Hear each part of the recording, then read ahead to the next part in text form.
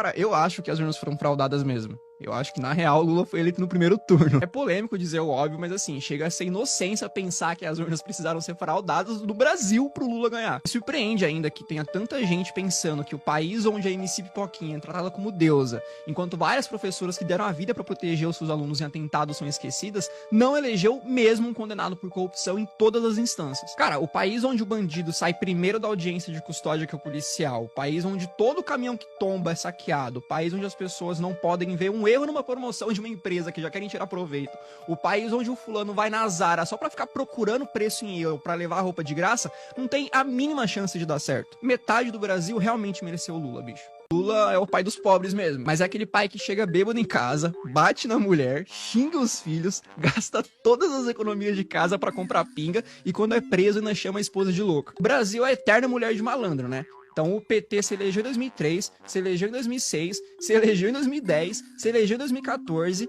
quase se elegeu em 2018, se elegeu em 2022 dizendo que mudaria o Brasil, mas o nosso país continua um dos mais pobres, um dos mais corruptos e um dos mais violentos do mundo. Assim, se isso não é síndrome de Estocolmo, eu não sei o que é, cara. Se você é um cristão de esquerda, ou você não leu Marx, ou você não leu a Bíblia. O próprio Marx, além de ser um ateu e ter construído todo o seu pensamento através do materialismo e do ateísmo, dizia que a religião era o ópio do povo. O socialismo tem essa ideia, né?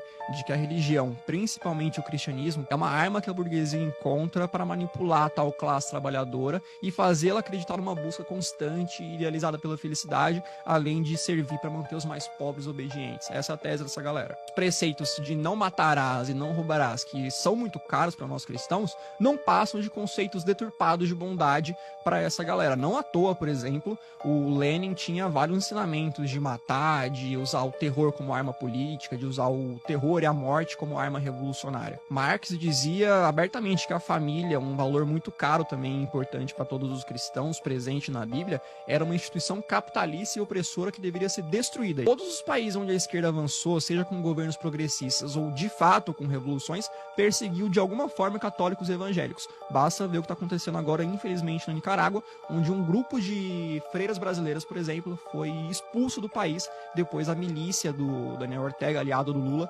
entrar invadindo e destruindo a igreja delas. Além de não fazer sentido ser cristão e socialista por causa da própria teoria marxista, também não faz sentido ser cristão e socialista pela própria prática. Jesus pregava ali a caridade voluntária, não a tomada forçada da propriedade alheia. O jovem militante de esquerda é o exemplo vivo do porquê que eu defendo tanto o ensino de qualidade sem viés ideológico na sala de aula. Porque, mano, pensa comigo.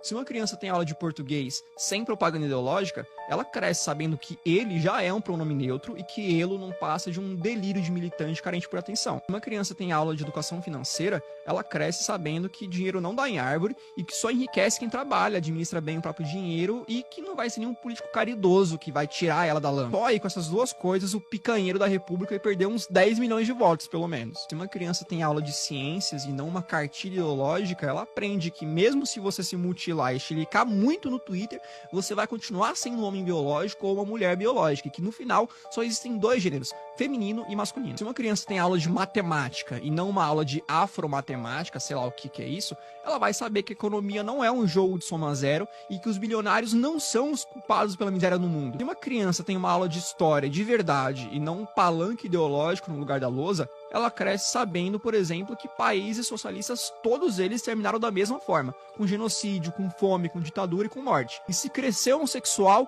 não vai usar a camisa do assassino de homossexuais Che Guevara.